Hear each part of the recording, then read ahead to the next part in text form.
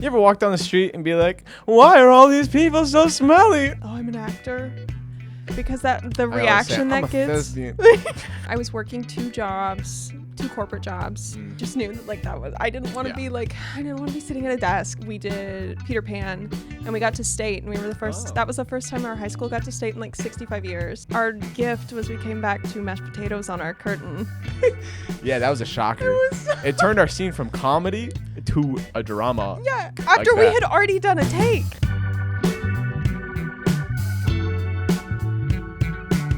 Welcome back to the Jordan Whitrock Show. I'm your host, Jordan Whitrock. And today we have a special guest. We have a close friend of mine. It's been in the works to get her on the podcast. We finally are. But honestly, when I look at who I've worked with the most at SCAD in the sense of acting, it honestly has been her. So we do share a lot of experiences, good and bad, when it comes to acting. So without further ado, let's welcome to the show, Kenzie Peacock. Woo! Thanks for coming on the show. Thank you. Me being here is proof that if you sigh really dramatically, you can get what you want. Thank you. No, okay. To be fair though, yeah, because that was funny. Okay. Thank you. I have a list of people, right? Sure. And then I go down the list. But then I have people that I know. Okay, so I have my list, right?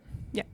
And then I have the people that I'm like, these are close friends that I can count on, whatever. So what happens is I go through the list, and then if no one's able to come on or someone drops last second, I go to my close friends list and can you save me, please? Yeah. So you were on that close friends list, which meant I hadn't had any issues.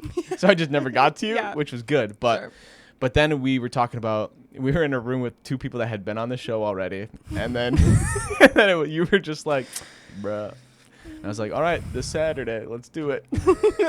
Any day now. Okay, so you are here at SCAD, yes. Just like myself. Sure. Are you sure? I'm just kidding.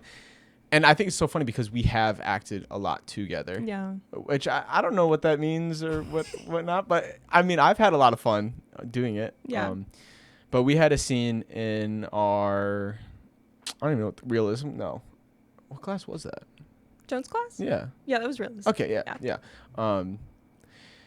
Which that was a whole fiasco on how we got there, but then we ended up being scene partners. Yeah. And I thought that was so much fun, and I think it was you were a great person to start my acting here, just because you were so easy to work with and very observant and listening. So I appreciated that within that, because I have this thing that I have to fix, which is trying to direct other people. Sure. So I just have to be quiet is what it is. And that class was challenging for me because she was like, I just want you to rehearse. Don't talk to each other. If something didn't work, just say, hey, can we go back? Yeah. So there's a lot of times if you do something I'm going to go back. Just start over.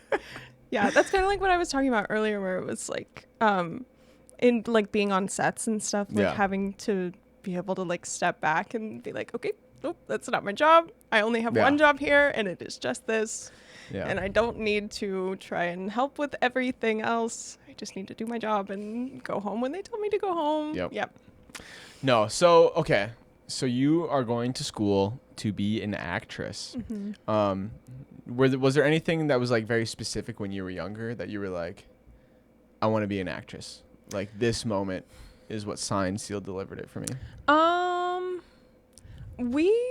I went to a lot of shows when I was growing up. We did a lot of like Sesame Street Live and that kind of stuff that came through Austin. And then when I was, I think in 8th grade, we went on our there was a DC New York trip. Okay. And we went on that and we saw The Lion King. In 8th grade? Yeah.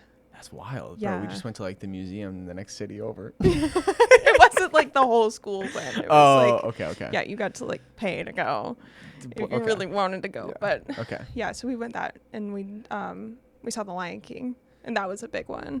And then I think I saw the tour of Wicked my freshman year of high school too, and I was like, oh, okay.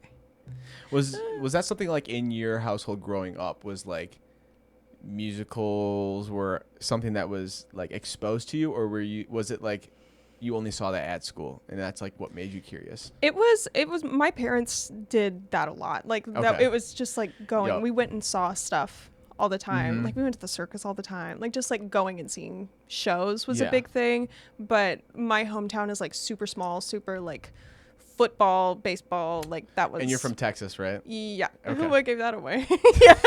Yeah. So it was like not artsy really at all. My high school, we had a really good theater like department, but we had no money. Like we didn't have a theater at all. We had a stage in the cafeteria. To the classic cafeteria stages. Cafetorium. Yep. Yep. Yep. So that was the extent of our, and we could only afford like junior musicals. So what would be the difference between a junior musical and a normal musical? yeah, it's usually only like 45 minutes to an hour, and the songs are shorter, and like you have to have kids in the show to be able to buy the rights. So we had to like bring in kids from the elementary school to be in it. Okay. Which shows did you use then? We only did 2 while I was there. Okay. We did Little Mermaid and we did Willy Wonka. Oh, okay. Those are 2 that worked. Yeah. Dude, I saw this meme. Oh. I saw this meme about Willy Wonka. And it was like Willy Wonka, what you'd be saying to the grandpa or whatever. Is it grandpa? Mm-hmm. What's his name? Do we know? Joe? Yeah. And he's like, yeah, I bring you to my chocolate factory, and here you just laid in bed all these years because you couldn't work, but as soon as you got an opportunity to get some chocolate, you got up, you let your family starve. It was like so funny, and I was like, he's making a lot of good points here. I'm like, as soon as the chocolate factory was brought up, you were willing to get out of bed. No. Okay. No, earlier before we started the show or whatever, we were I was on one. I don't know what was happening. But okay. Who was the actor that just died who was on Grey's Anatomy? Eric Dane. Yes. Yeah. So he was in Marley and Me. And there's okay. Have you seen that? No, Okay. I couldn't. Yeah. Fair enough. We can get into that. No, I'm just kidding. But there's a scene where Marley runs away. Sure. And they finally catch up to him and grab him or whatever. And like these 2 girls helped or whatever. And he like makes a joke and they like look at him like this. He's like, sorry, I'm just really immature. And so I say that all the time because of that. But yeah, no, I don't know where else I was going with that. But I thought that was pretty funny in the moment. Great. Okay, so you are in high school and you're putting on junior musicals. Yep. Was there a lot of plays going on, or? Yeah, we only did 2 shows a year. We would do like our fall show, and then we did Texas has a really big 1-act play competition. And so we would do like a 40-minute 1-act in the spring and like take it to contest. And yeah, our freshman year we did Peter Pan, and we got to state, and we were the first. That was the first time our high school got to state in like 65 years. That's wild. For anything or just in theater? Okay. In theater. And then our gift was we came back to mashed potatoes on our curtain, yeah. Oh, because you're in the cafeteria. Yeah. They did not buy us a new curtain, for the record. Dang. See, our program. There was a small town, Wisconsin. Yeah. So kind of the same vibes of if it's football, which then like our football team was ass. I was about to say. So that made it fun because it was like, oh, as a soccer player who played the same time, and there was no respect for soccer players, and you're like, bro, like we have a winning record. Yeah. You guys barely made it into playoffs, and only one team doesn't make it in the playoffs. So like, you tell me. Yeah. But no, so like for us, we had 2 shows as well. We had a play in the fall, and then musical in the winter, spring. But I did appreciate like the school itself did support the arts to a point. So it wasn't like it was totally isolated, but it wasn't the biggest club. We'll say that. Actually, I was watching an old episode as I was editing it, and it was basically me being just ranting about high school, and I was like, well, I guess I was really feeling something there. I hit a sore spot on that one. Yeah. Okay, so you graduate high school. Do you go straight to college, or are you like, Okay, so my undergrad was just a mess, like all of it. So I knew I wanted to get a BFA in musical theater. That was my goal. Okay. And so I auditioned for a couple of schools in my senior year. But nobody from my hometown had ever done that, so I didn't know what I was doing, like at all. So obviously I did not get in like anywhere of the like big BFA schools. Yeah. So I took like kind of a gap year, sort of, and I went to Austin Community College for a year and did like all dancing and acting classes while I was there. Okay. And ASL classes too. That's so kind of cool though. Yeah. Yeah. It was like by far my favorite college that I went to of the like 47 that I went to in my undergrad. I had so much fun. Yeah, and I was there for a year, and then I re-auditioned for like 20 schools that winter, and then I got into the BFA program that I went to for a couple of years. Okay. And then left that one, and then went to an online school, and then got my degree there. Okay. And the other one was in New York. Yes. So did you always want to get out of Texas? Was that? Yes. Okay. Yeah. So it was never, you were never going to go to Houston or anything like that? No. That was a big reason that I went to the community college was because the only school with like a decent theater program that I got into was in Corpus Christi, which is like beach town, and it was like a pretty small program. Okay. And it was not my vibe like at all. And so I was like, I didn't just start over. Like, we're going to just try again. Like, yeah. So. Well, it's funny that you say that because, like, I mean, my program I would never have auditioned. Like, I look at, like, especially here at SCAD, I look at, like, the undergrads, and they're like, I always knew that I was, like, going to go to school like this. And I'm like, bro, I was not even thinking this. You know, like, in the sense of, like, I would never even close. I was not even ready to audition for grad schools. Like my undergrad didn't prepare me for it. Sure. So like I feel like I'm just in this catch up mode of like just like learning on how to actually do stuff. Yeah. So it's interesting that you said that you felt like a little bit like that, but then we're able to figure that out. So what made you choose New York then, or how did that audition process go that led you there? Yeah, I think I just was always drawn to New York. That was like the goal. Yeah. Because I feel like it gets painted as like the only place that you can do theater. And like as soon as I left New York, I was like, oh, that's not true.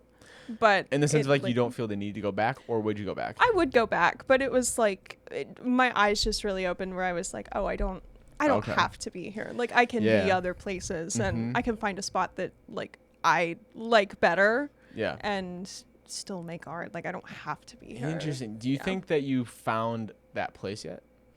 I really like Savannah. Really? Like a lot more than I was expecting to. Okay. All right. So much that I did ask Scott Smith for a job a couple weeks ago. I was like, hey. And he was like, you're like 12. You can't have a job yet. Like go be older and then we'll talk. And I was like, okay. Fair enough.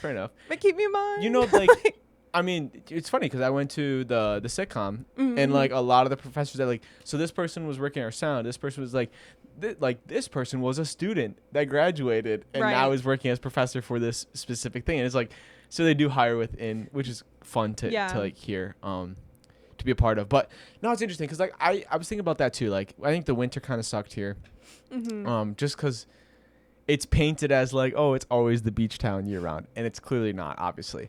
And so then like you get down because you're like, why am I here? I'm so far away from everything I want to be. You know, it's like, but today was just such a beautiful day, and I was outside with Ivy playing lacrosse, and it was just like so unique to be able to be like, okay, yeah, no, this is why I came here. Like this is as I'm laying on the grass, I'm like, no, this is why I'm here. Which I'm happy because at first I was like, dude, another year and a half of this. Yeah. Oh boy.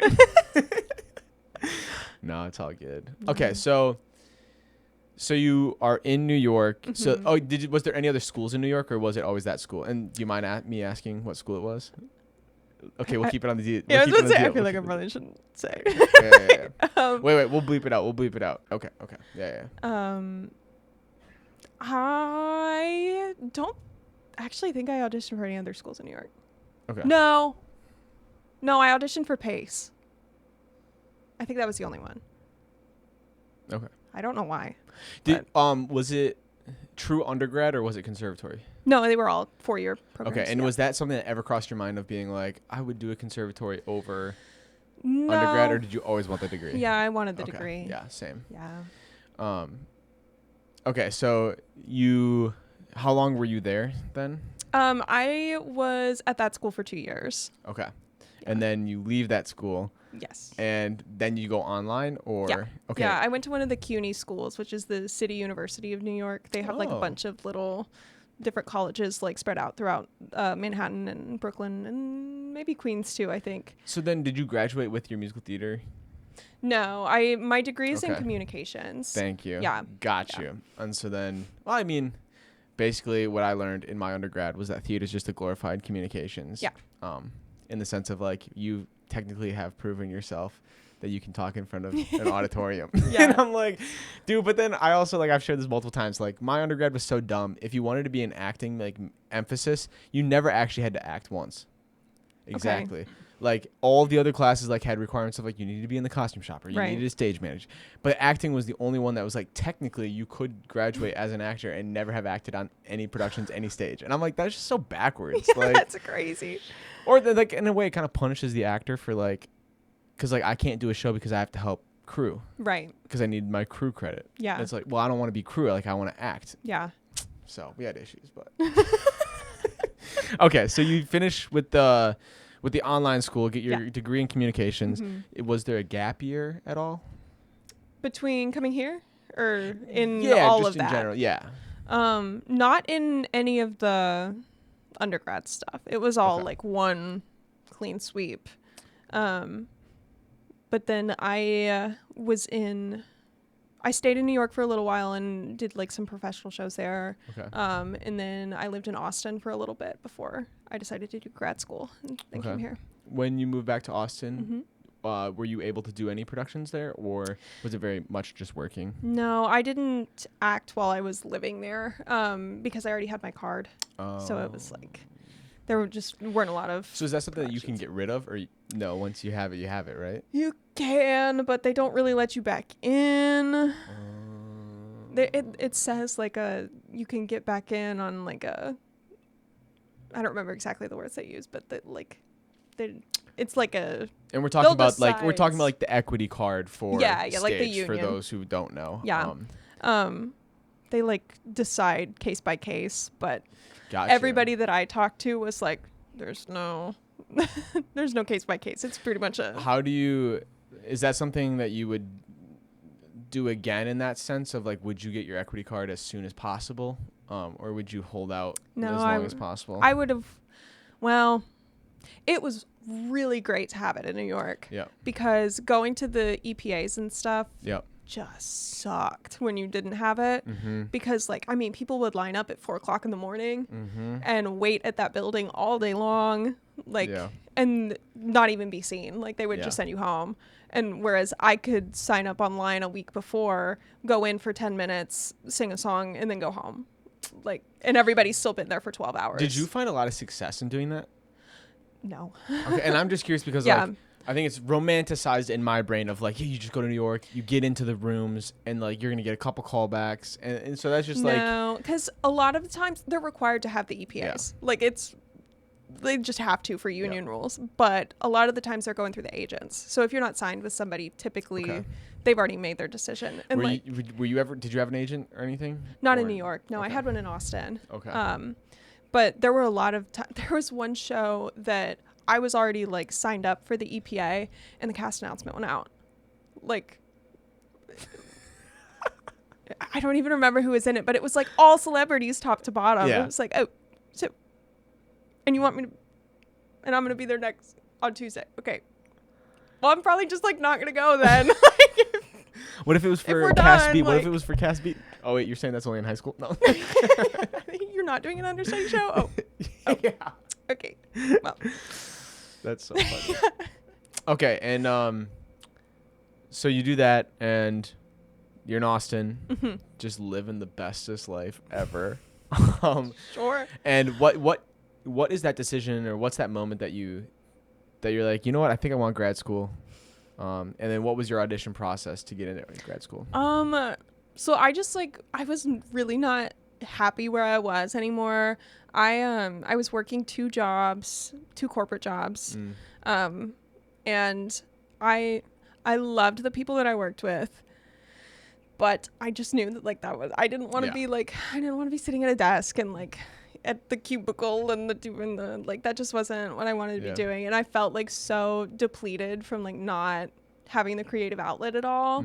And so I was really, really missing having that. And I was and I also I feel like I got rusty too because I wasn't acting. Interesting. So I was I just feel like I need to go work that muscle again. Yeah. And so I applied the last week of April, I think, and I only applied to SCAD.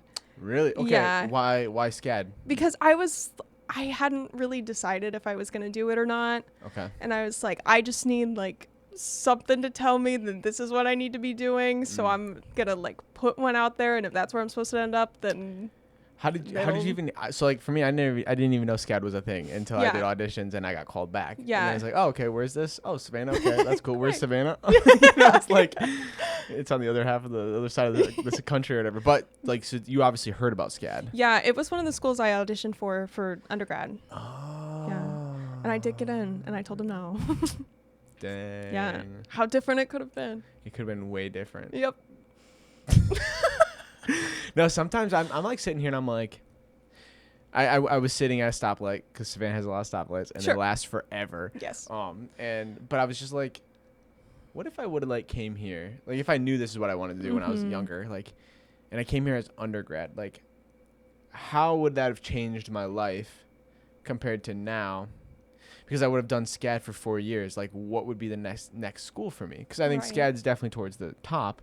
And so it's like, if I went to get my master's, like I wouldn't want to get it at a school that's probably deemed not as, sure, you know. So it was just interesting because it was like, but then it's like, would you actually go back for your MFA if you went to SCAD? Because you'd be prepared so much for the industry, right? That like, assuming you took it serious and did everything you were supposed to, that like you wouldn't need the MFA until way later, and then it wouldn't really matter where you got it from, right? Because you probably just need the degree for like some, something.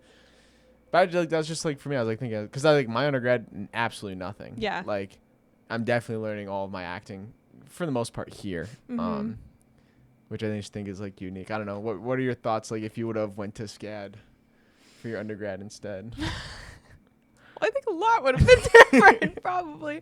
I don't know. I think about that a lot too because that was something that I really struggled with at the school that I went to. Was it's like I felt like there wasn't a lot of industry experience within the staff, and that's something that's so different here, where it's like everybody is working, everybody has like active knowledge of like how things are working.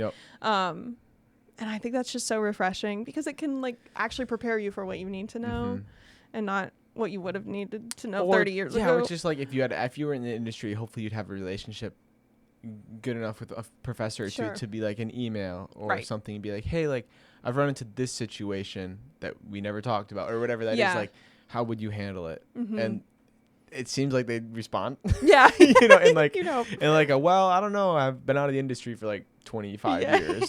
This is how we would have done it back in the 90s, but I think I'm definitely happy with the route that I've taken though. I think it's given me experience at all levels. To go to a smaller school, because I think if I did a professor, I think that's the vibe I'd want to. I'd want to, instead of like, obviously like in my head, there's like two different types of schools. There's like the SCAD, right? Or like the Yale. And then there's like the small state school. And it's like, they just have a theater program just to offer that. And like, obviously right now they're suffering a ton and all over the country. But I also see like how some of these programs are run. And I'm like, I would do it so different. Yeah. And also like my experience wasn't maybe the greatest, and so it's like I'd get in there and flip that thing. And like, that's where instead of like trying to get ready the best actors already, I would try to go into a place where it's like these students maybe just thought acting was fun in high school, and it's like, okay, how can I get these kids ready to maybe make that step to the MFA program instead of going straight to the industry, or try my best to get to the industry. But I don't know. Do you have any interest in teaching? Yeah, I do. And I think it comes a lot from the experience that I had in undergrad where it was just like not a good one. I would love to like be in the way of that like happening to somebody else kind of, you know. Yeah. So we're gonna start a university together? Is that what I'm hearing? God. Oh my god. We're gonna take over a school in Savannah? No. We're starting a new SCAD. You know, I was trying to do SCAD backwards, but SCAD DAX, right? Yeah, I'm like reading. I'm like, oh yeah, you got the flag. I was like, I'm trying to do it in my head, and I'm not, English isn't my forte. Let's put it that way. We also have Mike here. I totally forgot about that. Mike, what's up? What's going on? Put some steak on it, of course. Put some steak on it. Mike, you're currently in a show right now. Yeah. How's that going? It's going pretty swell. Pretty swell. That sounds like a guy who's got a lot of lines to memorize by next weekend. He's learning lines over there. I Start got talking. 2 days to be off book. Oh, Sheesh. Yeah. How long is the show? Like 2 hours and some change. But like I don't have a lot of lines. I'm in like 3 scenes. Oh, okay. It's not a lot of lines, but it's good. like but I think almost every scene there's like a good size monologue or so. Yeah. So yeah, I'll get it done. Not bad. What night do you perform? Saturday Night or day? night. Saturday Okay. night. We'll see. Maybe I end up going to Saturday Yeah. night. Kreitz 4:15, I believe. Wait, no. Yeah, 9 to 5's next week. Yeah. Yeah. Yeah, we're going up against 9 to 5. Well, it was fun. No, I'm going to Thursday night. Yeah. Yeah, because I'm getting the free ticket. Yeah. Are you Cool. doing that too? Yeah. Okay. Mike, are you going to 9 to 5? I should.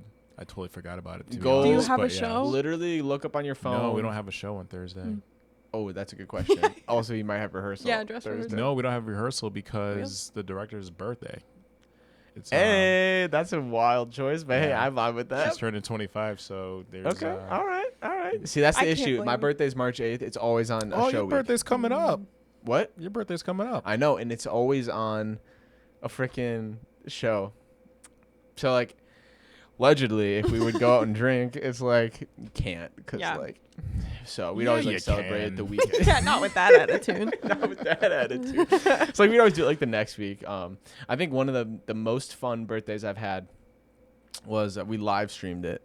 It was us not bar hopping, but like we just went to like our 3 or 4 like favorite bars. Yeah. And I was just like, honestly, I kind of just want to live stream it just so like I can look back at that night and be like, it's like all of like my undergrad friends were like there for the birthday, and I was Yeah. like, it's good times because That's it wasn't fun. common that we'd all get everyone to meet. But yeah, Man, truly cherish all of your times with your friends and people. For real, man. Amen. hey, if you're watching this and you have a good friend, call them. Cherish them Finish all. the episode first, then call them and tell them how much you love them. You know. Yeah. Actually, I just did that the other day. I was just like sitting and I was like, I just need to put that in the group chat. Put that in the chat. I was like, hey, I'll just let you know I was thinking about you. I love y'all. Not our group chat. No, God no. I'm just kidding. Okay, wait, Mike, and you're not coming out with us? It's possible. I gotta see how I feel. Mike. Okay. Come I'm on. But what if it I'm was a like? responsible adult, or trying to be. But what if? Well, we're not saying you have to be irresponsible. We're just Yeah, saying Jordan's come already on, planned hang us a out. bedtime. This is true. I want to be in bed by 12. Will that happen? Who's to say? Well, To be continued. No. I gotta do 3 full juicies. Allegedly. He's already done 2 of Yeah, them earlier yeah. in this week. He's just got 1 more he's Yeah. got to do. Jen Morris, if you're watching. Not true. I got not true. Not lines to true. get down. I told No, you. I have to do, after this episode, I'm gonna be laying right there. Hit him with the Hey, the intro, we're gonna cut to that. Okay, please do. Please We'll do. see how I feel. Yeah. We'll see how I feel. Dude, you know what I almost forgot about? What? That crazy film you almost got me in. Uh-oh. Should we talk about that? I don't know if we should. Dude, that was wild. That was wild. How did you even get tied up in that? Aaliyah. Oh, okay. Yeah. She's Aaliyah's friend. Oh, okay. And gotcha. like I've done so much modeling that like I knew the designer they were talking about, so I was like, that's up my alley. Yeah. And then I went and I was like, I don't really know what's going on here. Yeah, what was wild is my 2 cents that I got was like, hey, we just need like a warm body to stand as like a That's groom what they on the told me, altar. yeah. Exactly. And then like there's just more happening. Yeah, and then And through text, and I was like, I need suits, and I need to jump in pools, but not with my suits. And then I was like, this shot doesn't make sense. And then I was like, do you have like a script or a shot list? And they're like, yeah. And I was like, I don't know if this is me. I was like, actually, I have another production, which I did. So I did that. Also, I didn't really realize that it was in South Carolina. So it wouldn't have worked. I thought it was in Savannah. So I was like, oh, yeah, I should have like 2-3 hours that I can give up and like be a part of that and then come back here. But not if you have an hour drive there and back. So, but, we'll do it sometime. Jordan just doesn't want to marry me. Dude, honestly, sometimes I think about that all the time. About marrying Hold me? up. That's true, yeah, because in our first scene, I didn't want to marry you. That's not. Hold up. No. In the second scene, you didn't want to marry me. No. That's not. Think about it. Think about the first scene. The plot was that we were like, no, this is too traditional. We're too edgy for this. And then we run out of the church. Sorry, no, I'm talking about not the scene. I'm talking about the script that we read. The script that we read. The one in class for Joan. Because you said I didn't want to marry you. And I was like, no, you didn't want to marry me the first time. What? We'll wait till she figures this one out. The fuck are you talking about? You know what I'm talking, like the scene that we did in Joan's class. The Yeah? Uncle Vanya? Yeah. Yeah. Your character, I think, that's how I wrote about it, was interested in love marrying. it with you, yeah. That would want to get married, and I rejected you. And you said, fuck that noise. Yep. And then the second one, the scene in Prosky's class, I wanted to marry you, and then you said no. Well, I didn't think that at first we were in that relationship. We should talk about that. Yeah, so like, guys, have you ever just like read a script and you're just like, you know what? I vibe with this. This makes sense. Like, it's this person is pregnant with another person's child. Absolutely. And they're trying to figure it out. Yeah. But you're just like the guy best friend who like comes in with a pregnancy test and all that stuff, right? And then you find out day of, that's actually not the case. You are the father.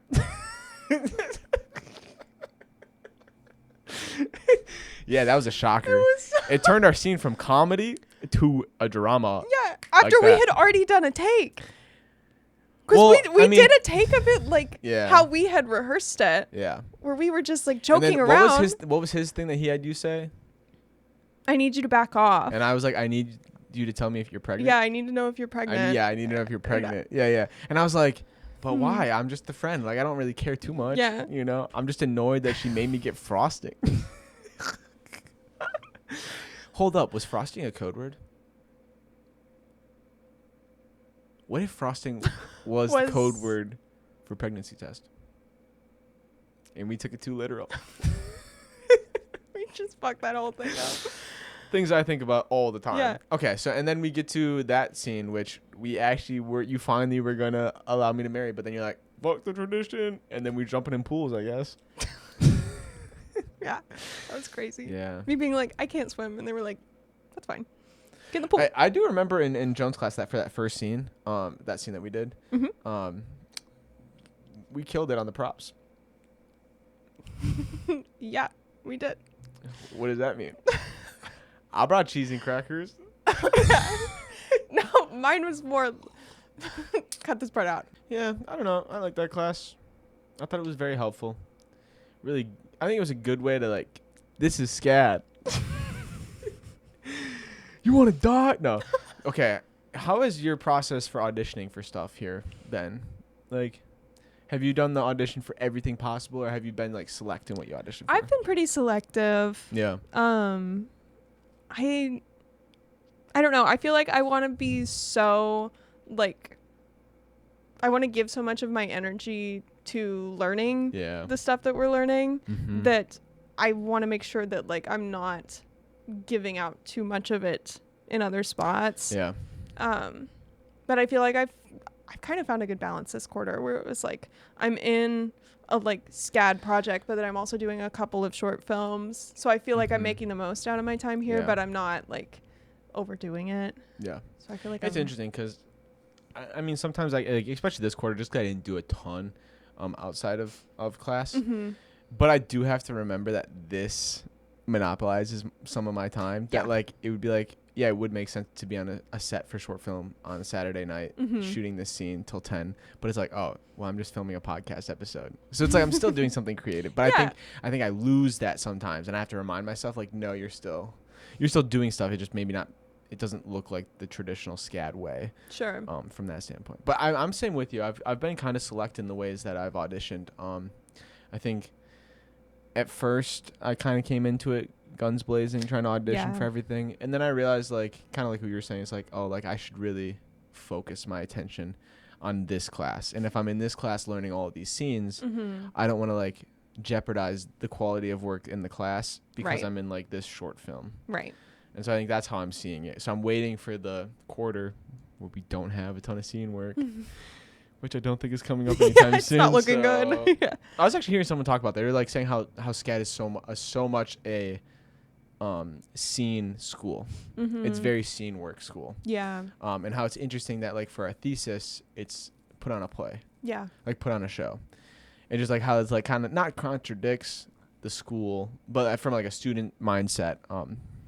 Just how like you're kind of being taught like, hey, put all this energy into this scene. We're not worried about this and this. The grand scheme. Yeah. And then like you get graded on the quality of your education based off of a play or something like that. But I feel like how else would you be able to see that quality of that? I don't know.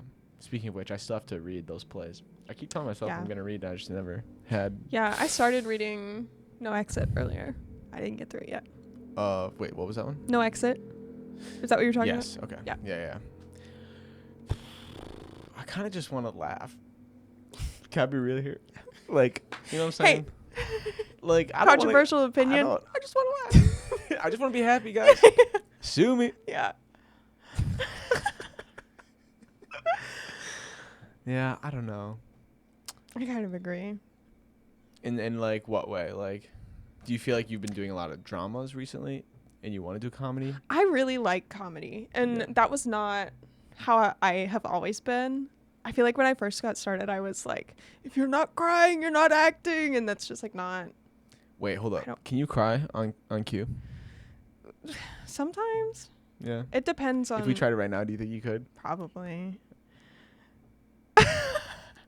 Do you want to do a demonstration of miser technique? No, Lee Strasberg, actually. Yeah. Let me go get my ripped up piece of papers out of my bag really quick. I don't.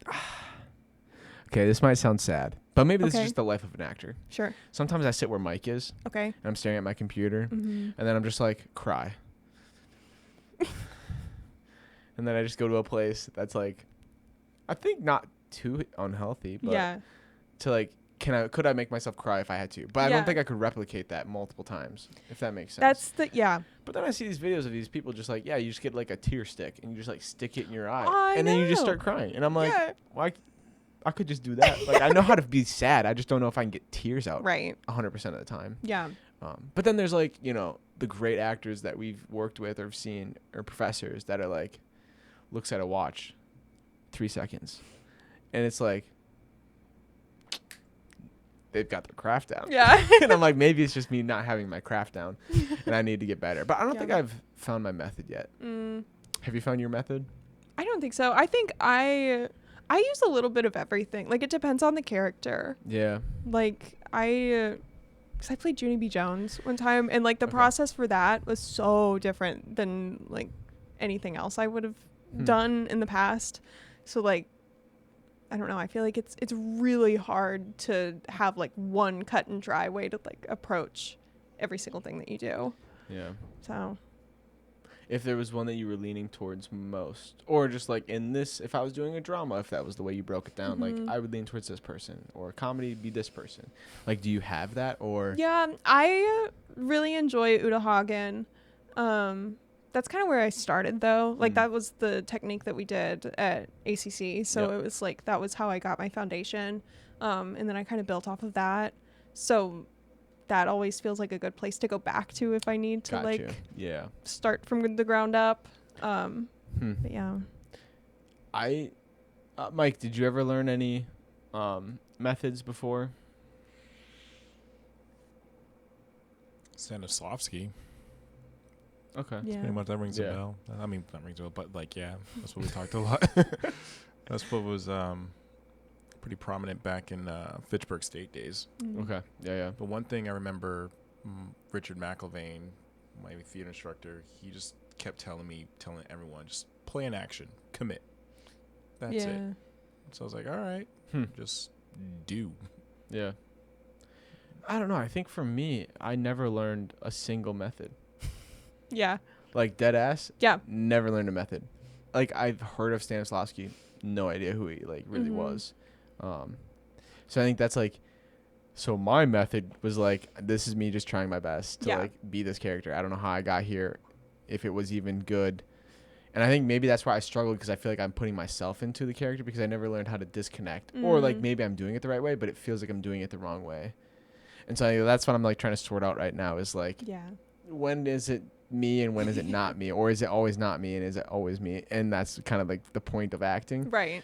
But yeah, no, that's like the one thing that I was excited to come to a school that like actually taught philosophy in that way. For actors. Because I just never like the fact that I can like talk about these people and like what they taught is like crazy to me, because I was like, I would never, Right. Or like I think it was in a movement class, we had a different professor come in and teach us one day of viewpoints, which is are you talking about with Chris? No, I'm talking Chris I'm came talking into undergrad. Chris came Oh, into okay. I'm talking like it was like something to do with someone, I think Prosky brought it up in class. So I don't think it was Meisner though, but it was something to the idea of like there's like 4 sets or 8 sets of feelings, and then there's 8 sets of whatever, and then when you combine them, it gives you an action or emotion, and like that's how you can build your character. I don't know. I think that is viewpoints. Okay. I think. I don't know, but Chris came into Chris subbed for Jen one class, and we did the whole viewpoints thing. Darted across the room. Yeah. That was a good class. Actually, I appreciate him though, in the sense of that, like, and he helped me a lot that quarter, and I don't know if I would have been known that he would have been a good resource I could have used. Until that class, because then it was like I was able to talk to him and whatever. Because I think I was struggling like, am I playing it or am I actually being the character? Like I couldn't tell, and just I needed a new perspective. Because I think there's also I get to a point where it's like I've had so much information thrown at me, I don't know what is what anymore. Right. And that's like something I was trying to figure out. But all right, so Kenzie, do you have any like hobbies that you enjoy doing? I crochet. I don't know. I'm trying not to answer this with like my jobs, because I had so many jobs before. Oh. And I don't need to be like all about my jobs. I can do other things except work. I swear. Wait, what do you mean? What do you mean? Like you have jobs now that you're like are considered hobbies, or? No, I just like I have done so much in the past that like so many different things that when people are like, oh, like what do you do? I'm like, that's always where I go. Okay, are you someone that hates that question? What do you do? Yeah, I'm iffy because like I don't like to. Oh, I'm an actor, because the reaction that gets. I'm sorry. You should be. You're disgraced. You will never get your equity card. Yeah, I'm gonna write them right now. No, I'm blacklisted. Yeah, I don't. Yeah, I like to be. I would like to think that I could be outside of. Yeah. Okay. So I'm a person outside of my work, but also crocheter. Is there anything that you prefer to crochet? Like any? I haven't finished a project in I don't know how long. Okay, like by choice, or you have multiple projects going on at once? Yeah, I start a lot and then don't. Okay. I've been working on the same blanket since I lived in New York. So. And crochet is obviously different than knitting. Sure. Yeah. What's like a typical thing that you make with crochet? Is it mainly blankets, or is it like, hey, you could make a hat? Yeah, you can make a hat. Yeah, okay. When we did repetition, I was making a hat. But you kept messing up, so I couldn't tell. No, I'm just kidding. It's not very nice. Hey, I wrote a letter to the Pope. Yeah, you did. And I got, Dear Pope. Why? Yeah. I was like, Dear Pope Leo. I was like, I'm writing you this letter. And that's as far as I got. Because I messed up, so I had to crumple it up and throw it away. But what a time to be alive. Were you two partners for the repetition exercise? Yeah, that's what I'm saying. Like, we've been partners our whole life. And not the way that I might sound like, you know what I mean. Yeah, no. Okay. Okay. Also, I've been holding off this question. Uh-oh. But you have a child at home. No, I'm just kidding. Imagine. Do you have a little puppy? I do. Yeah. Yeah. And you wanna what's I got to meet him for the first time last week. It's true. And he's adorable. Thank you. And his name is Franklin. And how did you end up with Franklin? So when I was in New York, I decided I wanted a dog. Okay, how did you come to a decision of that? Like, Well, I was home a lot because I was doing online school and working remotely. Okay. Yep. So and I needed a reason to like be going on walks. Especially like for health reasons, like I needed to be out. So I really wanted a dog. And for some reason, getting a dog in New York is like the Hunger Games. So he was probably about the 20th dog that I applied for. Wow. And it was just meant and he's to be, like I guess. from the shelter, a breeder. No, he's a rescue. Okay. He was a stray in a little town called Conroe around Houston, Texas. And they drove him up to New York City, which is like a big thing because the overpopulation problem is really bad in Texas. So they drove him up to the Northeast, and I adopted him from a rescue in New York City. And that's how he came to be. Just think if you would have ended up with another dog, you would never have ended up with Franklin. I know. And I had applied for another dog with that rescue like 2 months before, and they ghosted me because their email system like wasn't working. Got you. And I was so mad. I like would not apply for any of their dogs like forever. Like I was so upset. So what was it about Franklin that was like, oh, okay, what type of dog is Franklin? We should let the audience know that. He is a little bit of everything. He's a Great Dane. No. Yeah, he's this tall. We did the DNA test thing on him, and he is 40% Chihuahua, 20% poodle. Huh, that makes sense. It gets weirder. 10% pit bull, 10% golden retriever, and I think like 5% Boston Terrier. Okay, that makes sense. Does it? Some of those are like, yeah, just like don't see that in him. No, none of them. Not in his heritage. No. No, they told me he was a Yorkie mix. And you didn't say Yorkie, yeah. No Yorkie. No Yorkie. I thought Schnauzer. No Schnauzer. Yeah, true. Yeah, he does. I thought Jack Russell. No Jack Russell. Dude, okay, I remember when we were younger, though, and we didn't grow up with dogs. We got dogs I think we got Shay my junior or sophomore year, or maybe freshman year, I don't know, of high school. So then that's when we had dogs. But our whole growing up, we always wanted a dog. But, like, also none of us kids would actually take care of the dog. And so, like, my dad's like, I don't want to take care of the dog because my mom was the parent.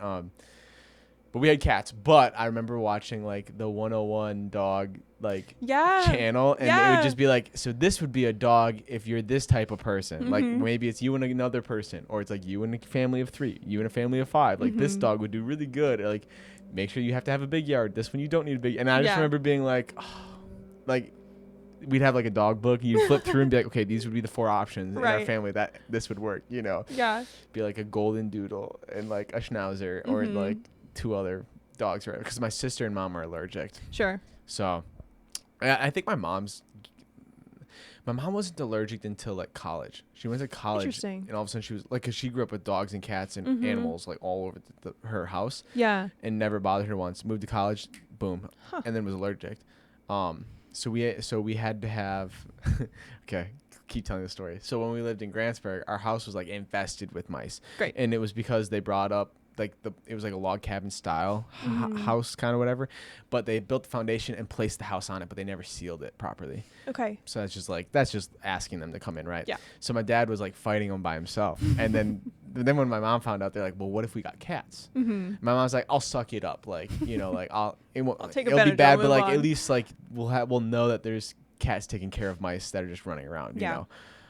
But then that's when there was like Santa came and there was holes in the boxes and us kids opened up. We're like, 2 kitties, because they got them from the shelter or whatever. We're like, oh my gosh. And then like later that day we're like petting, and then all of a sudden like Caitlin, who's 2 years older than me, is like, oh no. And then her eyes start getting puffy, and then it was like, no. So they had to take them back to the shelter because Caitlin wouldn't have been able to breathe. Oh my god. But so then we didn't have cats. But then because they did that to us, it was like, oh, we want cats so bad. Yeah. But then we rented, so we couldn't get cats. And then when we moved again and bought our house, it was like, now's the time to get cats. So then we had cats from that standpoint. But then my mom was like, and the reason we got the dog when we did is because I think my oldest sister was like a senior in high school. Or she was maybe freshman year of college, but she lived at home and commuted like all of us did. Gotcha. And I was like, I want her, Rachel, to like have had like a dog that's hers. Like I don't want her to like move out and then be like, I don't know what this dog is. Right. And so that's what So like that was kind of like not an impulse buy, but it was like a very so much like all the kids are old enough that if we needed to, like we can actually ask them and they'd be willing to, Sure. to help take care. And so, but then then we got another dog, Watson, who kind of a train wreck. No, I forget. He hurt his, I don't know what it is, but he messed up one of his hips. Oh no. And it's like a $5,000 surgery. Ooh, yeah. And my parents are like, I don't. Yeah. And it's like he can't go on long walks. Yeah. And it's just like one of the things where he just has too much love and energy and life in him that like that's probably he just overdid it. And he's a bigger dog. Yeah. And that it's just easier for those joints to get all messed up. Sure. But I guess supposedly you can have a student who's in vet school do the surgery and it only costs like $2,000. And so because it's depressing because he like can't get up. Because his one side of his one hip doesn't work. Yeah. I want to say meniscus, but I don't think that's what it is. I'm not that's sure. knee. And maybe it is knee. I'm not sure, but Gotcha. something like that. And anyway, so they've floated that idea, but I don't think they're in the point right now that they would do it. And the vet was like, well, if one goes out, the other's most likely. Yeah. And then my dad's like, the fuck? He's like, they're just pets. They're just animals. Yeah. Like, but it's sad because it's like, Yeah. Shay doesn't really love us as much as he does. And she's totally healthy. No.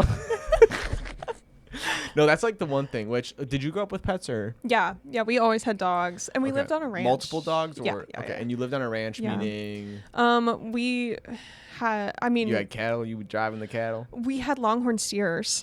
Whew, you still do, or? Yes, we have 2. When can I come visit? Yeah, I guess. Mike, we're taking a road trip. Right On on. the open road. Actually, this spring break. You don't have to worry about plane tickets. We're Texas just gonna drive. barbecue is damn good. It's true. Yeah. Is everything truly bigger in Texas? Yeah. Like the serving sizes and stuff of it's yeah. I visited Dallas 10 years ago, and I still remember that as if it was last week. Yeah. Went to WrestleMania. Cool. Dude, we need to go to Texas. How come we never thought about this? You can. Well, the thing is, I brought people from undergrad. But Franklin. What about Franklin? Would Franklin be able to make the trip? Yeah. Okay. He got here.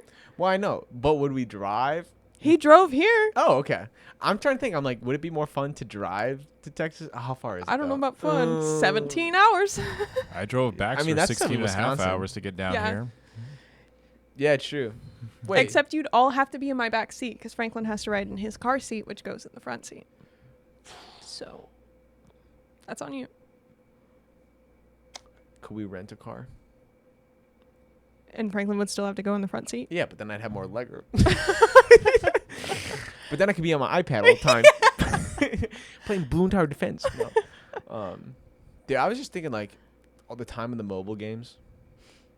You know what I'm talking about? Like Crossy Road, Flappy Bird. Yeah. Like Yeah. that was a wild time. Yeah. To think that those games were like, I don't think that's So I mean, I'm popular, kind of yeah. out of the loop of mobile games, Sure. but I feel like those are less popular. Yeah. Those types of like short-term quick games are less popular on mobile. I don't know if that's just because like PCs or computers are more accessible now. Yeah. That you don't have to rely on your phone, or phones are just actually smarter that you can have an Xbox on your phone. I don't know. I game a lot, as you can tell. But anyway, I was thinking about that because there was a Flappy Bird on your birthday when we went to Yeah. yeah. There was a Flappy Bird game. Yeah. And I was just like, huh. Like, just time to be alive. I feel like I missed all of that, though. Really? Yeah, like, I got Vine 2 days before it shut down. Like, Flappy Bird, I never, like, actually played it Sure. until it shut down. Yeah. So then I only played the off-brand versions, you know? Yeah. I feel like I was, like, late to everything, you know? Yeah. Do you ever feel like that sometimes? No. You feel like you're ahead of the curve? I do. Oh, that's cool. I do. Yeah. I feel like with because I had worked in social media for so long, I felt like I had to be. Oh, true. Yep. I feel like I have an eye for like seeing where trends are going and like where they're coming from. Is there a trend right now that you're like, better watch out? Because he's like, war. No. Imagine. Sorry. That was too close. Too soon. I don't know. I think short form video, I think, is just really. Do you think that's already hit peak though? No, I think it's gonna keep. I think the way that it has like taken over the way that people's brains work. In it's what way? Gonna like nobody has an attention span anymore. Like they're already rewriting shows like for people to be on their phones because their attention spans are so like shot because of short form content. So I think like that is just going to continue to keep like progressing. How do you think we stop that? I don't know. We shut down TikTok. I don't know. I honestly kind of feel like it's too far gone, TBH. Okay. I've had this conversation with some people about like if you have kids and when you have kids, when would you introduce that type of technology? Like, I don't think I'm anti-TV. Like, I'm pro family movie night. Sure. But not putting them in front of the TV. Or like when we were kids, it was like when we came home from school, Arthur would be on. Yeah. And so we'd watch like the 2 episodes of Arthur and then TV would go off. Or then it became the Waltons or something like that. So it's like older stuff. So you're not watching the bright lights kind of thing. Yeah. But when would you introduce like phones? I like middle school. Like really? Yeah. Like, and I saw what year in middle school?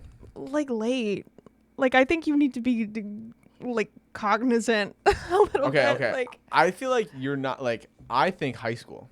Really? Yeah. Yeah. Because I just like you don't need a phone in middle school. Yeah. At that point, if I'm the parent, like one of us is going to be present in the sense of like whether at work, not however that schedules work out. So it's like I'm going to know what you're doing, what you're up to. Yeah. I'm going to be there to pick you up. You don't got to worry about that. Like I'm not going to forget about you, you know, because like and it's like and then the conversation was like, well, what if they start feeling left out because there's group chat? It's like you can use my phone. I don't mind if you use my phone. But then I also know what you're doing on the phone. Sure. And, like, you can be in group chats and, like, I don't care. Yeah. You know, also, but it's, I don't know. I feel like growing up and knowing who I was as a kid, I was always, like, so jealous of the people that had technology. Because I just wanted technology. To me, it was so fascinating. Yeah. But, like, I'm thankful that my parents didn't allow us to have technology as long as possible because it allowed me, like you said, to get developed. Sure. To the point where I could be like... okay, what I'm doing, even though I'm doing it, I know it's wrong instead of like, no, it's just the way of life. Yeah. You know? And I feel like with us, like when we grew up, there was like, there was still like a newness to it. And there's not a newness to it anymore now. Our parents had no idea what was going on. Yeah. Now there's like a sense of obligation to have the device kind of a situation for the kids. So yeah, I feel like with us, it was like, oh, everybody has the new toy essentially. Yeah. And like, it's not that anymore. When did you get your first phone? I had like a little flippy kind of phone. I had it in 4th grade, but it was because I was staying after school for like an extracurricular thing. And my parents wanted to be able to like text me after school to like tell me when they were coming to get me. But like I don't think I would have gotten it until much later than that. Yeah. If I hadn't. But I got mine in 8th grade because I was supposed to be in travel basketball, and that at that point, my dad's like, I just don't think we'll be able to go to tournaments as much as we have. Right. So then that way, but then I ended up not playing basketball that year. So then I just, so then it was you only joined the team for the phone. Yeah, it kind of seemed like, But honestly, to be fair, in the deal, our family deal, because it was my dad, because my mom always got a phone through the district. So it was like my dad, 2 older sisters, and me. Yeah. And my phone was like the only one that was broken. Gotcha. I don't know why, but like I could only call, I couldn't text, or I could text and not call. It was one of the comments. I was like, well, what's the point of having a phone if you can't even use it? Like, and then they gave me a flip phone when they were trying to fix it. And that flip phone, bro. Honestly, sometimes I think I'm like, could I just go back to a flip phone? Like, I don't know. Like almost to the point of like, could I have an iPod and a flip phone? Yeah. I guess it's 2 things instead of 1. Yeah. You know, I don't know, because like the thing I think about is like, I don't think I used my phone as much as I do until I got data. Then our plan when we switched to iPhones, because we were Android family. Yeah. When we switched to iPhones when I was in college, I got unlimited data, whatever that, you know. And it was like, oh, now you can use your phone anywhere. Yeah. To do anything. Because before it was like, well, make sure you have your music downloaded because you won't have, you know, it's like you're not going to have any, you know. Whereas like if you had a flip phone, you can still call and text people. Right. you don't need to be on Snapchat or whatever that Sure. is at that age group, which I wonder if Snapchat's dying, but I don't think there's anything. Oh my God. We were doing, I'm in that like anthology collaboration class thing. Yeah. And there was a line in it about like, do you want to add me on Snap? And I didn't think anything of it, but all of the undergrads just bursted out laughing at that line. And I was like, Wait, why were they laughing? Do you know why? I guess they thought it was like old, What like is the new outdated. app? I don't know. Wait, I Mike, was like- look up, Mike, if there's a new app that's replacing Snapchat within younger generations. Okay. Because I'm curious about this. Yeah. Because like Facebook, I would never use Facebook. No. I don't know how to use it personally. I just know how to get to Marketplace. And even that was a struggle at first. I thought Instagram was dying. Can we pause for 1 second? Yeah. I need to text my dog sitter. I told her 7.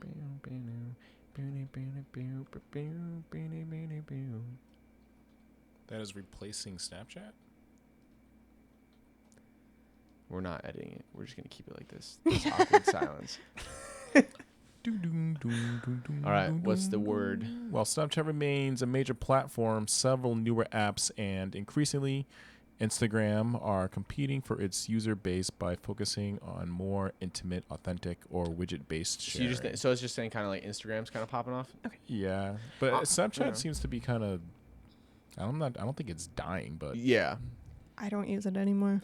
I don't. I still only have use it mine. for the boys group chat back home, and my one friend that sends a picture every day, and so now I feel obligated because we're at like 400 something. Yeah. And I don't even keep streaks, but it's just because of him. I'm willing to do it for him. Yep.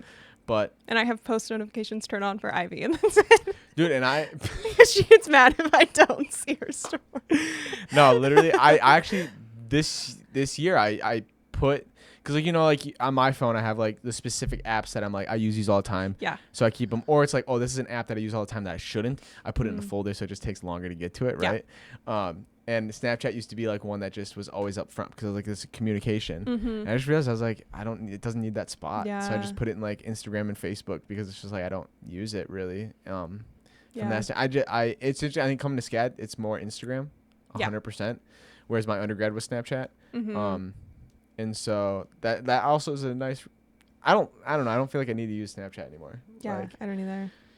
I'm also just like, I think maybe I'm maturing and just using messaging and texting instead or calling. I Like, was thinking about that the other day. I was like, if like I were out somewhere and a guy was like, "Let me get your Snapchat," I would like run away. Like that. Like that's terrifying. Why? Like. Why would that be your preferred method of communication? Like that's. It was funny. I was talking to someone, and I brought up, I'll just give you my number. And it wasn't like a weird like number, but it was like you could tell there was like a slight hesitant, like it wasn't Instagram or it wasn't whatever source. It was like okay sure yeah, and I was like okay, but I don't know. I think it'll be interesting to see how we parent. Because we've lived with technology our whole life. You know, there's like that study that's like the boomers never had it. The boomers had it like at the tail end. And then like my parents' generation, which I'm assuming is yours or close to, is like when they were in college-ish or like young adults. My parents are old. but just in the sense of like, so that's Gen X, I guess I should say. So Gen X is like they lived half of their life without that technology. Sure. And the second half they did. Yeah. And then you have like millennials who like the early life they didn't really have it, but then they had it, and then like we've had it our whole life, time, you know, and how there'll be a different way of parenting because like I'm aware of the things I got away with or whatever that is, that it's like I shouldn't have done that or whatever. Yeah. But my parents were unaware of like how that was. Yeah. You know, and so it's like, oh yeah, no, like we'll put a child lock there. Or, Yeah. like, you know, I don't know. Are you pro like family iPad or no? You know what I'm talking about? Well, you're an only child, right? Yeah. Yeah, so we didn't have it, but I know there was like families that had kids, like multiple kids, and it's like the family iPad, and like that's what you could use. Yeah. We had like a desktop computer that was like everybody's. Yeah. But we didn't have like a shared iPad. I feel like I was old enough at that point. True. When the iPads came out that it was. Yeah. I feel like my own. Yeah. Were you an iPad kid or no? Mm-mm. Yeah, I wasn't either. I don't think I had one until like maybe 8th grade. Oh. And I used it for homework. I use it. I got mine because I needed it for music because I was taking lessons and they did all of their music digitally. Yeah. And it's like, well, it doesn't really work on computer. You really need to have the sheet music PDF so you can write on it too. Right. So that's the only reason I got my iPad. Otherwise, I don't think I'd really need it. Yeah. But yeah, I don't know. I really don't use it. I'm gonna be honest. Yeah. Like I use it for this. Yeah. And that's the only thing I use it now. Yeah. Actually, I did use it the other day, and I was like, "Oh yeah, I got to use my iPad," like because otherwise that's just a waste of money. Sure. That's sitting in my room or whatever. But Yeah. I don't know. I'm also like, are you like an Apple family person? Like you just love Apple? I don't like love it, but like that's what I started with, and so now everything is that. And I feel like trying to like move out of that would be just such a hassle that I was not Apple, and then I slowly became Apple. But then I'm like, I love PC. Like I don't like Mac compared to like I think you can adapt PCs more to like using, whereas Apple's pretty restrictive. But I've floated the idea. Well, I mean, I kid that I'd get a flip phone, but I don't know. Yeah. But also like just going back to an Android, like a dumber phone that just like makes it less appealing to be on. Like there was something nice about that. Yeah. Compared to like having something that actually works so well. You know, like you got to find your limit in life, like what works for you, right, and what doesn't, or like protecting yourself by getting something worse quality so that you're less, you know, like that's what my parents did when we were begging for the Wii. Like my dad got me the Wii that was like the off-brand that really didn't work, and it was like okay, like it was fun to still play it once in a while, but it wasn't like the actual Wii. Like I wouldn't be stuck down in the basement playing it, you know, consistently. But yeah, I don't know. Yeah. Do you have any projects or anything that you're currently working on or looking forward to working on? I'm about to shoot a short film next weekend with David Stork. Ooh, and I'm very excited for that. Let's go. Yeah. That's cool. I know. Do you get a lot of emails with like, hey, we're requesting you for this, or not really? Okay. No. So how do you do your auditions? Is it like on the general casting call, or the ones that I have gone in for have been from the casting office for the most part? Meaning like they sent you like a specific for this role? Yeah. Okay. Yeah, but I just haven't gotten a ton. I think because my background is so heavily in theater, like they're expecting me to go out for more of the like main stagey kind of stuff. That's interesting because I feel like it's very much like, hey, do you look the part? And what I found out too is like it's who you know. Like who in the casting do you know and have you talked to recently, so that when they see like, hey, I need a guy that's like around 6'2", darkish hair, don't care about his brown eyes or whatever, it doesn't matter, and it's like, okay, this person fits and I remember him. Like I swear that's what it is, like 95% of the time. I think I just need to be in there more. Yeah, so that's all I can recommend to be in there more. But I'm sad because there was a role of it was the non-speaking role, and it was just a dead brother that just like appeared. Oh yeah, we talked I was like, about I really this. want, but I'm pretty sure it was already cast before they sent it out. Vibes. Because I did not hear back at all that they even cast it, or just like, thank you for the like I sent it in. Oh well, missed out. You know, that has been the thing that I struggled with the most working. Was they always tell you, they're like, you be an actor, you're gonna hear so many no's, like you have to prepare yourself to hear no so often. You don't hear no. You don't hear anything. Like they don't say a word. I was like, what do you mean? I'm like, I feel like I've heard a lot of that. No, it's dead silence. Like yeah, it's the silent no. Yeah, it's like you couldn't like a template email, nothing. Like come on, anything. A template email, which I need to learn how to do that. Yeah, like I need to get a template for like my name or something on the bottom, so I don't have to keep writing the same exact thing. You know, I'll make you one. Gotta put that Canva Pro to good use. Yeah. Okay, that's good. Wait, you use Canva Pro? Yes. Can you highlight individual words? Yes. I don't have Canva Pro, so I can't. But I finally figured out a way that I can do it. Okay. Which is just nice. Make different text box. No. Well, you can. But I just was curious because like you can highlight. Yeah. And then put the highlight behind it, but you can't like do a specific word. Does that make sense? Like if I was in a Google Docs or something, I could highlight one word. Yeah. But I can't do that in Canva. But I think that's because I don't have Pro. Maybe. So, but then what I found out is you can just get a box, color the box, and drag the box behind it. And then you can get behind the one word in your format. But, yeah. No, crazy things. Okay, wait. For your degree, not degree, but your job, which was marketing related, was there, like, what did you take away from that job that you think will benefit you, or that you could share with people that you're like, hey, this is what, like, the world of marketing and social media is looking for more? That is a good question. I feel like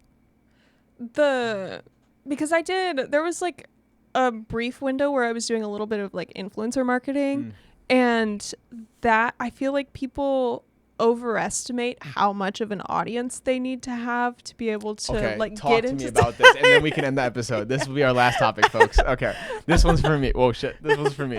All right. I feel like people overestimate like how much of an audience that you need to have to be able to like make money, get brand deals, like anything like that. Okay. If you have a niche, especially if it's like really like small and like very specific. What's an example of a niche for people that are listening? Well, like mine was a preschool, so like toddler aged children doing online learning. Okay. That like if that is your audience, like your audience is parents of children 1 to 3, that age, yep. Like you don't have to have like a lot. Like, I mean, I'm trying to think who. I remember looking at pages on, because there is like a and database. Is this on Instagram or is this on anywhere, Facebook or? Maybe not so much Facebook, but like Instagram Reels, TikTok. Yep. We were looking at people as small as like 2,500, I would say, to be paid to like promote things. Like a company would come to be like, hey, could you promote this? Okay. Yeah. And there's businesses that their whole thing is like connecting business that needs people to post for them and like people that want to get paid for it. Yeah. So there's like whole marketplaces for that as well. And like, I mean, wow, that whole train of thought just whoop whoop. It's gone. Where did it go? Yeah. So you're talking about preschoolers? No, just kidding.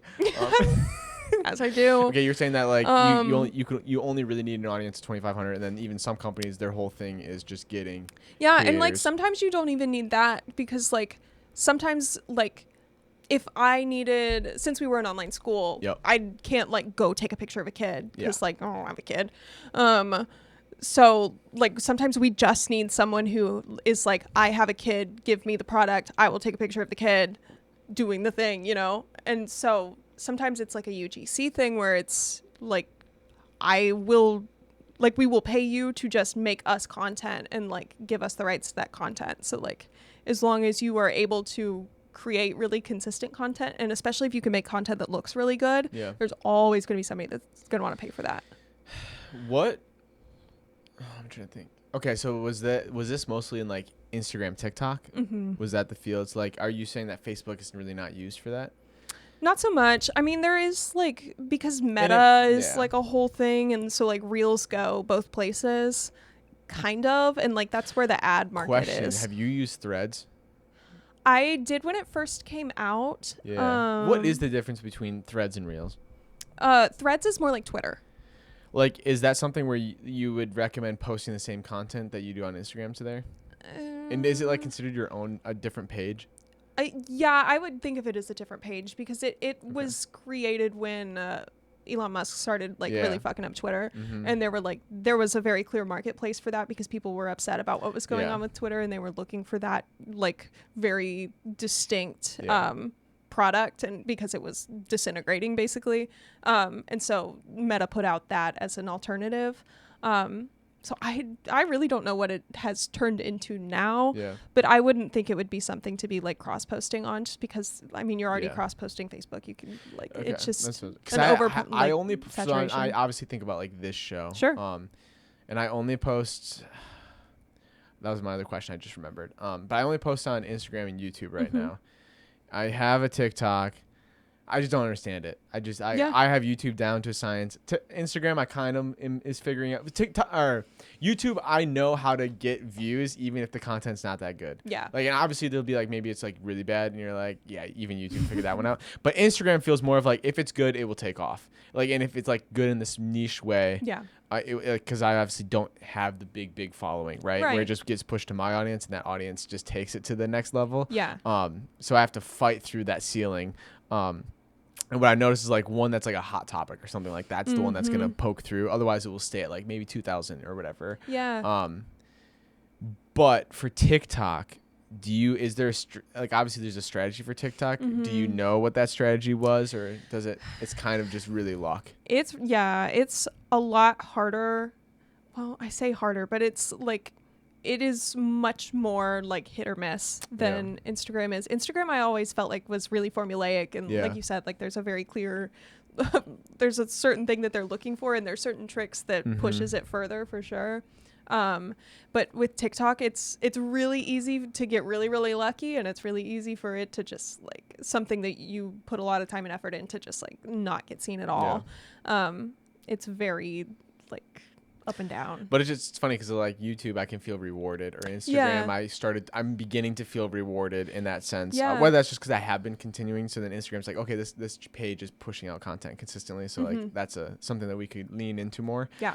But TikTok, it's just like, bro, like, why would I post this video to get like 0 or 1 view? Like, it just like, at some point you're just like, bro, like, why? Yeah. But then it's also like, well, like something could happen, and so then you gotta play that game, and it's like, do I want to play that game? Yeah, that's the thing with TikTok is it's like, it is really difficult to find that spot, but the reward from it is so much higher than like Reels are, because people on TikTok are more likely to go find you on other spots than like nobody from Reels is going to go like find your TikTok usually. Yeah. Like if they're on Reels, they're going to be on Reels. That's true. Just where they are. Are you a TikTok user or no? Yeah. Okay. I'm not. Yeah. That was one of the social media apps I never really got into. Yeah. And then YouTube Shorts came out. I remember when that came out, that was like the world was ending on YouTube. Because that's like when I just started posting like my personal content before this show. And I remember when like they added live streaming vertically on YouTube, and like I scrolled through all of the live streams.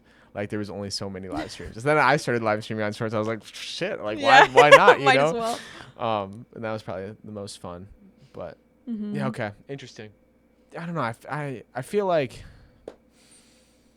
there's got to be something I'm missing strategy wise. Yeah. Okay, for a show like this, how big would it need to be in order to start reaching out to brands, or what's the process of reaching out to brands or stuff like that? I would probably get on one of those like marketplace kind of places and like find your niche in there just to like see what like people are looking for. And then marketplace meaning like that website's kind of things that I was talking about, where it like connects the brands versus the people that are looking to like make those partnerships. Okay. I don't know what that is. Yeah, I would have to go back and look and see like what they were called. But and then like PR agencies are always really great. Yeah. Even just like cold emailing them, because they will look like that's a kind of job that would be checking for a cold email, to be like, hey, like this is what I do, this is like what I can offer, like do you have anything that like would be looking for like a spot at the top of this, you know, like something like that, I think would be probably the best. I know I have to like, it's funny because like starting this, obviously I started, okay, I had to restart. The goal obviously is to make this a full-time job if it were to happen, right? Yeah. But also that's the lofty goal that like isn't a guarantee. And so then it's like, well, what's the real purpose you're doing? And it's like, okay, I just do it because it gives me a reason to like talk to people in like a more formal way, which I think is fun. However, it's like, okay, what is that next step in reaching out to different brands, or like how big? And so it's like I'm not super big where I wouldn't feel confident enough to reach out. But it's like, okay, how can we get views to go from I hope we get 25 to I hope we get 50, and now it's like I hope I get 80, and it's like, or like that's the expectation now, or like the expectation is like 100, and like, or it's like, oh, 150 is a really good episode. It's like, so I think that's like that whole thing of like keep growing it slowly and doing your job and not worry about that money, because if it does come, it does come, and whatnot. Because I think I've gotten lost in the past with like my own personal content where you just start pushing for money and then you kind of lose your direction. You're like, I gotta like go back to the roots, you know. Yeah, I get that. I feel that way about a lot of the stuff that I like started up on, because like I used to do ASL interpreting. Like that was. Oh really? Yeah, that was when I was at ACC. That was like part of the degree that I started and then got halfway through and then left. Yep. And I got that way where I was going to keep doing it while I was in musical theater school, and I got to the point where I was like, I am starting to like resent this because I am looking at it so much as a job, and I care too much about it to do that. So you have to be able to like take a step back from it and be like, do I care about the money that this could bring me, or do I care about like the actual product, like concept of it? So no, that's good. Yeah. All right, I'll have to pick your brain more about this stuff. Okay. Nice. Because like I don't know, I feel like I don't know anyone that like actually is like truly in this, or it's like I'm already famous, so like I just did this, and it's like, okay, well, I didn't have this and this and this that you did to get there, so it's like I'm doing it the hard way or whatever that is, you know. So it's like, how can I continue to like beat the algorithm, you know? All the good stuff. But all right, well, we could take our camera too. Kenzie, thank you so much for coming on this show. Gave me a lot to think about. Now we're gonna end this and I'll be like, but thanks everyone for watching. Mike, thanks so much for coming and helping out as always. Absolutely. And if you made it this far into the episode, consider dropping like, subscribe to the channel, all the good stuff, and we will see you next week. Peace. Yay.